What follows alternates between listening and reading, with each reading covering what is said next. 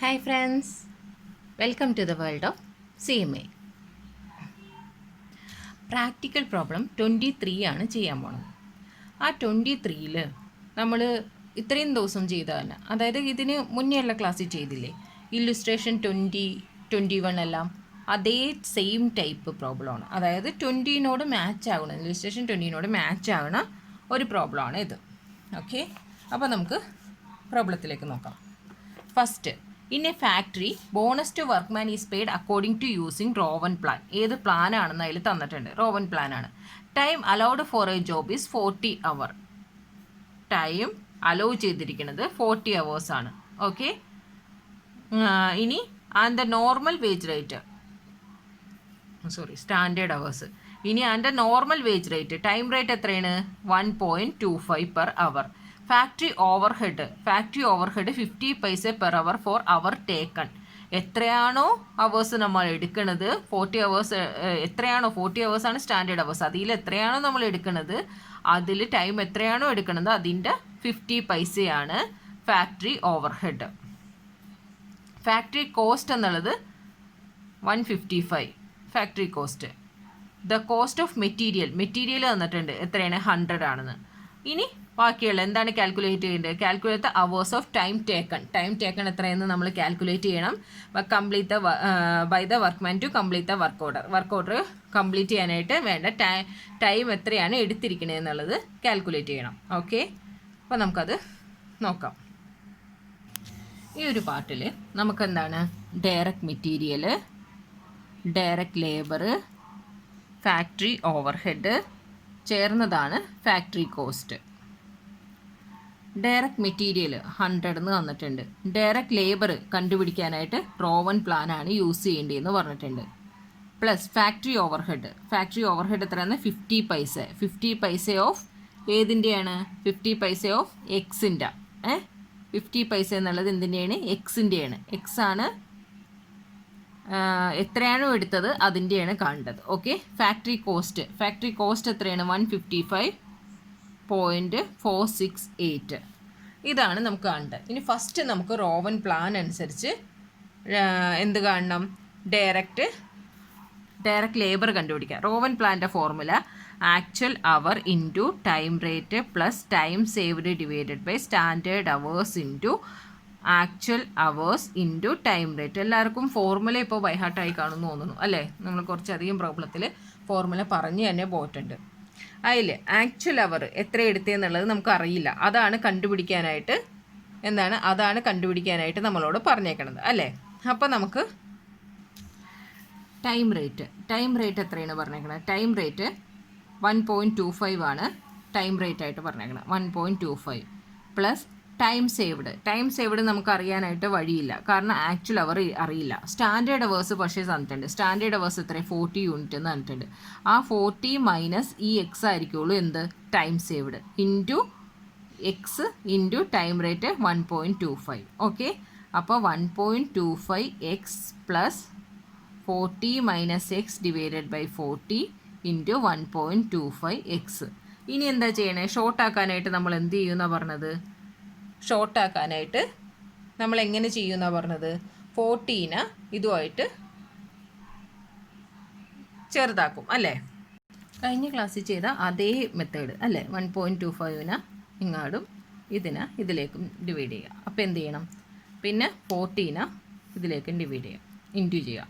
അപ്പോൾ എന്താണ്? 40 ഇൻറ്റു 1.25 എന്ന് വെച്ചിട്ടുണ്ടെങ്കിൽ 50x പ്ലസ് 1.25x ഇൻറ്റു 40 എന്ന് വെച്ചാൽ 50x minus 1.25x into X എന്ന് വെച്ചാൽ 1.25x സ്ക്വയർ എന്ന് കിട്ടും അല്ലേ? Divided by 40. അപ്പോൾ എത്രയായി? 100x minus 1.25x square divided by 40. ഇതാണ് ഡയറക്റ്റ് ലേബർ. ഇനി ഈ ഡയറക്റ്റ് ലേബറിന് നമുക്ക് ഈ ഇതിലേക്ക് അപ്ലൈ ചെയ്യാം. അപ്പോൾ എങ്ങനെ ചെയ്യും? 100 പ്ലസ് ഡയറക്റ്റ് ലേബർ എത്ര കിട്ടിയത്? 100x minus 1.25x square divided by 40. ഇതാണ് ഡയറക്റ്റ് ലേബർ. പ്ലസ് 0.50x എത്രയാണ്? 155.468. ഓക്കെ, ഇതിലേക്ക് അപ്ലൈ ചെയ്യണം. ഇതിലേക്ക് അപ്ലൈ ചെയ്യുമ്പോൾ എന്ത് ചെയ്യാൻ പറ്റും? നമ്മൾ ആ കഴിഞ്ഞ പ്രോബ്ലത്തിൽ ചെയ്ത പോലെ 40 വെച്ച് എല്ലാത്തിനെയും ഇൻറ്റു ചെയ്യണം അല്ലേ? 40 വെച്ച് എല്ലാത്തിനെയും ഇൻറ്റു ചെയ്യാൻ നേരത്തേക്കും എങ്ങനെ കിട്ടും? ഇവിടെ 40 100 4000 plus 100 X minus 1.25 X square. പിന്നെ എന്താവും? ഇവിടെ 40 വെച്ച് 40 ഇൻറ്റു 0.5 എത്ര വരും? 20 വരും. Plus 20 x is equal to ഇത് ചെയ്യുമ്പോൾ 155.468 ഇൻറ്റു 40 എത്ര വരും? 6218.72 വരും. ഇനി ഇതിനെങ്ങനെ അല്ലേ നമ്മൾ അവിടെ ചെയ്ത പോലെ തന്നെ ഇതിനെങ്ങനെ ഓർഡറിൽ എടുക്കാൻ നോക്കണം. സ്ക്വയർ ഉള്ളത് ഫസ്റ്റ് എടുക്കണം. 1.25 എസ് സ്ക്വയർ, പിന്നെ എന്താണ് പ്ലസ് 120 എക്സ് പിന്നെ എന്താണ് ഇതിനെ മൈനസ് ചെയ്യുക. അപ്പോൾ എത്ര വരും? 4000 6000 പോകുമ്പോൾ 2218.72 എന്ന ആൻസർ വരും. ഓക്കെ, ഇനി ഇതിന് നമുക്ക് ഏത് മെത്തേഡിലെടുക്കാം? നമ്മളപ്പോൾ പറഞ്ഞ പോലെ എ ആയിട്ടും ഇത് ബി ആയിട്ടും ഇത് സി ആയിട്ടും എടുക്കാം. എന്നിട്ട് എന്ത് ചെയ്യണം? ബി എന്നുള്ളത് എന്താണ്? ബി പ്ലസ് ഓർ മൈനസ് അല്ലേ b square 4ac divided by 2a. Okay, b എന്നുള്ളത് എന്താണ്? 120 b plus or minus b square എത്രയാണ്? 120 സ്ക്വയർ മൈനസ് 4 ഇൻറ്റു എ എത്രയാണ്? 1.25 into c 2218.72 divided by 2 into a എത്രയാണ്? 1.25. ഓക്കെ, ഇനി ഇതിനെ സോൾവ് ചെയ്യുമ്പോൾ എത്ര കിട്ടുമെന്ന് നോക്കാം. ആ 4ac മാത്രം ഞാൻ ഇൻറ്റു ചെയ്തപ്പോൾ 11,093.6 വന്നു. അടിയിലുണ്ടായും 2a ചെയ്തപ്പോൾ 2.5 വന്നു. ഇനി ഇതിന് നമുക്ക് മൈനസ് ചെയ്ത് നോക്കാം. എത്രയാണ്? 120 ഇൻറ്റു 120 റൂട്ടിലുള്ളതല്ലേ 14,400 മൈനസ് 11,093.6 ഡിവൈഡഡ് ബൈ 2.5. ഇനി ഇത് മൈനസ് ചെയ്യുമ്പോൾ എത്ര കിട്ടും നോക്കാം. എത്ര കിട്ടും?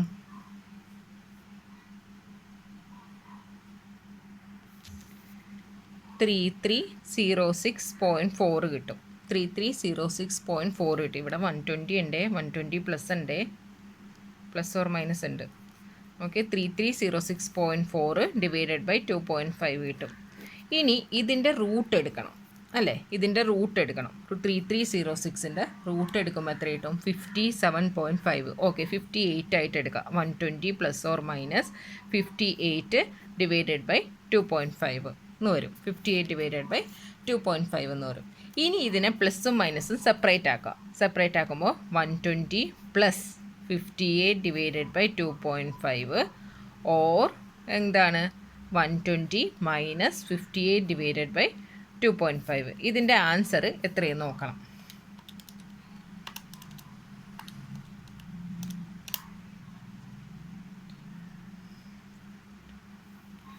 ഇവിടെ 71.2 വരും.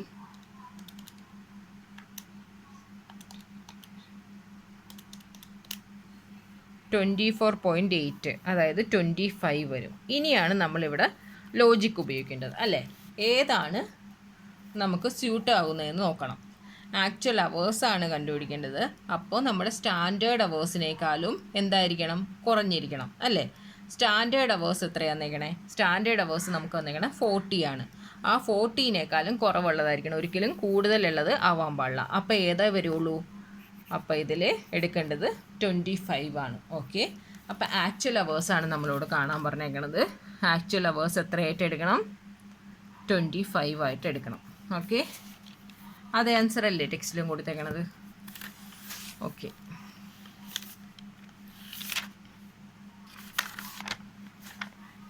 നമ്മൾ ചെയ്ത അതേ ടൈപ്പ് തന്നെയാണ്, വലിയ വ്യത്യാസമൊന്നുമില്ല. ഇനിയും തിരിച്ചും എക്സ്പ്ലെയിൻ ചെയ്യേണ്ടതെന്ന് തോന്നുന്നു അല്ലേ? ഇനി നമ്മൾ നെക്സ്റ്റ് പോകുന്നത് ഗ്രേഡഡ് സ്കെയിലിലേക്കാണ്. ആ ബോണസ് എന്നുള്ളതിൽ നമുക്കിനി ഗ്രേഡഡ് സ്കെയിലും സ്ലൈഡിങ് സ്കെയിലും മാത്രമേ ബാക്കിയുള്ളൂ. അത് നമുക്ക് അത് രണ്ടും ഒരു ചെറിയ പോർഷനാണ്. അത് നമുക്ക് ഈ ഒരു വീഡിയോയിൽ തന്നെ തീർക്കാൻ തോന്നുന്നു. അത് നമുക്ക് നോക്കുകയാണെന്നുണ്ടെങ്കിൽ ഗ്രേഡ് സ്കെയിലാണെന്നുണ്ടെങ്കിൽ എന്താണെന്നറിയോ, ഗ്രേഡ് സ്കെയില് ടൈം റേറ്റിൻ്റെയും പീസ് റേറ്റിൻ്റെയും ഒരു കോമ്പിനേഷനാണ് ഗ്രേഡഡ് സ്കെയിൽ എന്ന് പറയുന്നത്. അതായത് ടൈം റേറ്റും പീസ് റേറ്റും കൂടി ചേർന്ന പോലെയാണ് ഇത് പറഞ്ഞത്. ഇത് പിന്നെ പെർഫോമൻസ് അനുസരിച്ച്, അതായത് ഇതിൻ്റെ പെർഫോമൻസ്, ഓരോ എംപ്ലോയീസിൻ്റെ പെർഫോമൻസ് അനുസരിച്ച് ടൈം റേറ്റ് സിസ്റ്റത്തിൽ ഡിഫറൻസ് പറഞ്ഞിട്ടുണ്ട്. എന്താണോ ഇത് ആ പെർഫോമൻസ് അനുസരിച്ചായിരിക്കുള്ളൂ. അതായത് ഓരോരുത്തർക്ക് ഉള്ളതായിരിക്കില്ല അടുത്താക്കുക, അവരവരുടെ പെർഫോമൻസ് നോക്കി എഫിഷ്യൻസി പെർസെൻറ്റേജ് നോക്കിയിട്ടാണ് ഇത് കാൽക്കുലേറ്റ് ചെയ്യുന്നത്. പെർഫോമൻസിൻ്റെ ബേസിലാണ് ടൈം റേറ്റ് ഡിഫറൻസ് വരുന്നത്. നോർമലി ആയിട്ടുണ്ടെങ്കിൽ ഇതിനൊരു ഫോർമുല എന്ന് പറയുന്നത്, നോർമലി തരുവാണെന്നുണ്ടെങ്കിൽ എന്താണെന്നറിയാവോ, actual hours into time rate plus percentage. ഈ പെർസെൻറ്റേജ് എന്നുള്ളത് ഇതിൽ തന്നിട്ടുണ്ടാവും, നമുക്ക് ക്വസ്റ്റ്യനിൽ തന്നിട്ടുണ്ടാവും. Percentage into actual hours into time rate ഇല്ലേ. നമ്മൾ ഹാൽസി പ്ലാനിലും ഇതിലൊക്കെ പഠിക്കുന്ന പോലത്തെ ഒരു ഫോർമുല, റോവൻ പ്ലാനിലൊക്കെ ഉള്ള പോലത്തെ actual hours into time rate plus അവിടെയാണെങ്കിൽ time saved divided by standard hours into actual hours into time rate എന്ന് വരും. ഇതിവിടെ എന്താണ് ടൈം, അതിന് പകരം ഇവിടെ പെർസെൻറ്റേജ്, അത് ക്വസ്റ്റ്യനിൽ തന്നിട്ടുണ്ടാവും. പെർസെൻറ്റേജ് ക്വസ്റ്റ്യൻ തന്ന അനുസരിച്ചാണ് പെർസെൻറ്റേജാണ് നമ്മൾ എടുക്കുന്നത്. അപ്പോൾ ഇതിൻ്റെ ഒരു ഫോർമുല എന്ന് പറയുകയാണെങ്കിൽ ഇങ്ങനെ പറയാം, actual hours into time rate plus percentage of actual hours into time rate. ഇനി നമുക്ക് അധികം ക്വസ്റ്റ്യൻ ഒന്നും നമ്മുടെ ടെക്സ്റ്റിൽ കൊടുത്തിട്ടില്ല. ആകെ എനിക്ക് തോന്നുന്നു ഒരു ക്വസ്റ്റ്യനായിട്ടേ കൊടുത്തിട്ടുള്ളൂ എന്ന് തോന്നുന്നു. ആ ഒരു ക്വസ്റ്റ്യൻ നമുക്ക് ചെയ്ത് നോക്കാം. അത് അത്ര ഇമ്പോർട്ടൻ്റ് ആണോ എന്ന് ചോദിച്ചാൽ അത് അത്ര ഇതായിട്ട് വന്നിട്ടില്ല. പിന്നെ എന്നാലും നമ്മളൊന്ന് വിട്ടുകളയാതെ തന്നെ നമുക്ക് നോക്കിപ്പോ.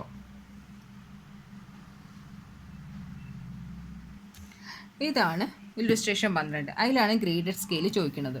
നമുക്ക് നോക്കാം. In a manufacturing concern daily wage rate 2.5, അതായത് ടൈം റേറ്റ് 2.5 ആണ്. Standard output 6 day week in 200 unit representing 100% efficiency. അതായത് ഒരു ആഴ്ച 6 ദിവസമാണ് അവിടെ വർക്ക് ചെയ്യണത്. ആ വർക്കിങ്ങിൽ ഒരാഴ്ച കൊണ്ട് 6 ദിവസം കൊണ്ട് ഉണ്ടാക്കാൻ പറ്റുന്ന ഔട്ട്പുട്ട്, സ്റ്റാൻഡേർഡ് ഔട്ട്പുട്ട് എന്ന് പറയുന്നത് 200 യൂണിറ്റ് ആണ്. സ്റ്റാൻഡേർഡ് ഔട്ട്പുട്ട് 200 യൂണിറ്റ് ആണ്. അതാണ് അവിടുത്തെ 100% എഫിഷ്യൻസി എന്ന് പറയുന്നത്. Okay, standard ഔട്ട്പുട്ടാണ്. എഫിഷ്യൻസി കാണാനുള്ള അറിയാലോ, പെർസെൻറ്റേജ് നമ്മളവിടെ പഠിച്ചാണ്, ടൈലർ സിസ്റ്റത്തിലിരുന്ന് പഠിച്ചുകൊണ്ടിരിക്കുകയാണ് അല്ലേ. Actual output divided by standard output into 100, അതിന് ഉപയോഗിക്കുന്നതാണ് standard output. Daily wage rate is paid without bonus to those workers who show up to 66.2/3% of efficiency standard അല്ലേ. അത്രയും എഫിഷ്യൻസി 66.2/3% കാണിക്കണ അതുവരെയുള്ള വർക്കേഴ്സിന് എന്ത് ചെയ്യുന്നു, നമ്മൾ ബോണസ് കൊടുക്കുന്നില്ല. അതായത് ഇൻഎഫിഷ്യൻ്റ് ആയിട്ടുള്ള വർക്കേഴ്സ് എന്നുള്ള മാതിരി കണക്കാക്കുന്നു. Beyond this there is a bonus payable on a graded scale as below. 82% efficiency കാണുന്നവർക്ക് 5% ബോണസും, 90% എഫിഷ്യൻസി ഉള്ളവർക്ക് 9% ബോണസും, 100% എഫിഷ്യൻസി കാണിച്ചാൽ 20% ബോണസാണ് കൊടുക്കുന്നത്. ഇനി അടുത്ത further increase of 1% for every 1% further rice in efficiency. അതിൽ കൂടുതൽ, അതായത് 100% എഫിഷ്യൻസിയിൽ എന്തോരം കൂടുന്നോ അതിനനുസരിച്ച് ആ 1% തന്നെ, എത്ര 1% കൂടുന്നോ അത്രയും 1% തന്നെ നമുക്ക് ബോണസിലും ഇൻക്രിമെൻ്റായി കിട്ടുന്നു. ഇനി 6 ഡേ വീക്ക് എ പ്രൊഡ്യൂസ്, അതായത് 6 ദിവസമാണ് ഒരാഴ്ചയിലെന്ന് പറഞ്ഞാൽ ആ 6 ദിവസത്തിൽ തന്നെ എ പ്രൊഡ്യൂസ് ചെയ്യുന്നത് 180 യൂണിറ്റ്, അതായത് ആക്ച്വൽ ഔട്ട്പുട്ട്.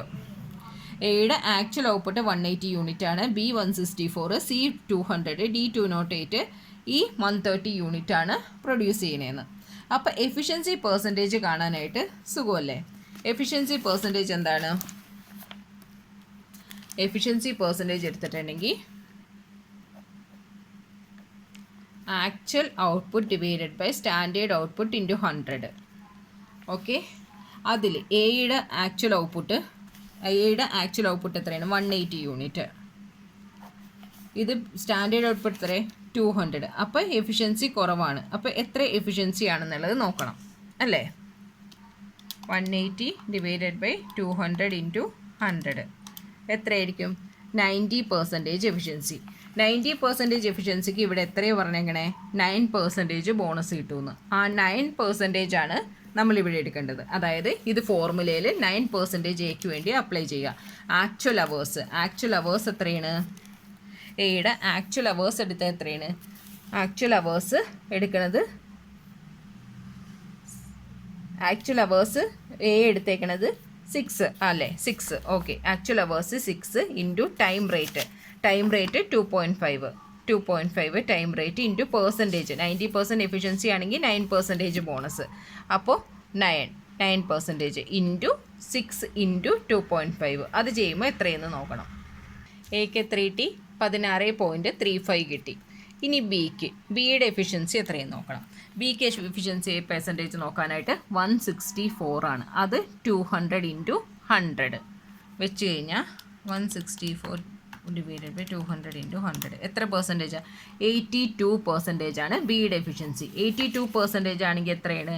5% ബോണസാണ് വരുന്നത്. ആ 5% ഈ ഫോർമുലയിൽ അപ്ലൈ ചെയ്യുക. കണ്ടോ, 6 ഇൻറ്റു 2.5 ഇൻറ്റു 5%. ആ പെർസെൻറ്റേജിൻ്റെ സ്ഥാനത്ത് എത്രയാണോ എഫിഷ്യൻസി പെർസെൻറ്റേജ് വരുന്നത് അത് മാത്രം അപ്ലൈ ചെയ്യുക. അപ്പോൾ 15 പ്ലസ്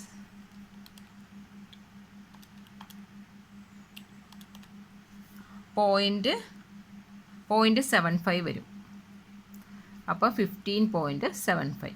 ഇതേ സെയിം തന്നെ സിയുടെ കേസിൽ എങ്ങനെയാണ്? സിയുടെ കേസിൽ 200 യൂണിറ്റ് ആണ്. 200 യൂണിറ്റ് വരുമ്പോൾ 200 തന്നെയാണ് എഫിഷ്യൻസി അല്ലേ. അപ്പോൾ 100% എഫിഷ്യൻസി വരും. 100% എഫിഷ്യൻസി ഉള്ളവർക്ക് എങ്ങനെയാണ്? 20% ബോണസാണ് കിട്ടുന്നത്. 20% ബോണസാണ് കിട്ടുന്നത്. അപ്പോൾ 6 ഇൻറ്റു 2.5 പ്ലസ് 20% ഇൻറ്റു 6 ഇൻറ്റു 2.5. അപ്പോൾ നമുക്ക് 18 കിട്ടും ആൻസർ. ഇനി ഡിയുടെ എഫിഷ്യൻസി കാണാൻ നേരത്ത് ഡിക്ക് എത്രയാണ്? 208. അതായത് എഫിഷ്യൻസിനേക്കാളും കൂടുതലുണ്ട് അല്ലേ, സ്റ്റാൻഡേർഡ് യൂണിറ്റിനേക്കാളും. അപ്പോൾ അത് 100 ചെയ്യാൻ നേരത്ത് എത്ര പെർസെൻറ്റേജ് ആണ് പറഞ്ഞതെന്ന് നോക്കണം. 104.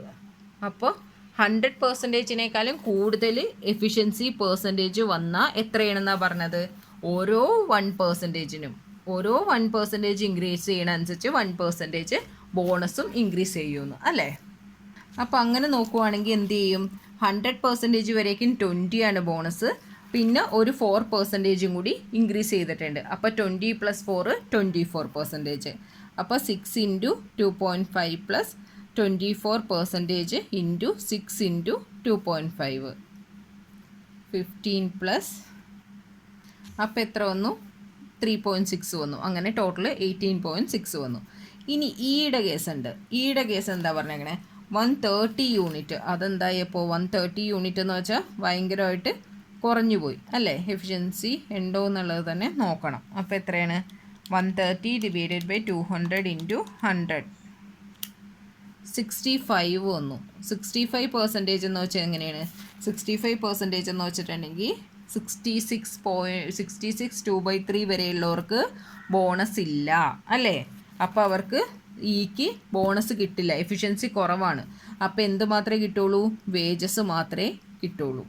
അപ്പോൾ 15 റുപ്പീസ് വേജസ് മാത്രമേ ഈക്ക് കിട്ടുള്ളൂ, ബോണസ് ഇല്ല. കാരണം 65 വന്നത്. 66 2/3 വരേക്കും ബോണസ് കൊടുക്കൂല എന്ന് പറഞ്ഞിട്ടുണ്ട്. അതുകൊണ്ട് തന്നെ ഈക്ക് ബോണസ് കിട്ടില്ല. 15 റുപ്പി വേജ് മാത്രം കിട്ടും. ഓക്കെ ഗേസ്, ഗ്രേഡഡ് സ്കെയിൽ വേറെ പ്രോബ്ലം ഒന്നും നമ്മുടെ ടെക്സ്റ്റിൽ കൊടുത്തിട്ടില്ല. എന്നാലും ഒന്ന് മനസ്സിലാക്കി വെക്കുക, അത്രയേ ഉള്ളൂ. അപ്പോൾ ഇനി നമുക്ക് അടുത്ത ക്ലാസ്സിൽ സ്ലൈഡിങ് സ്കെയിലായിട്ട് കാണാം. Okay guys.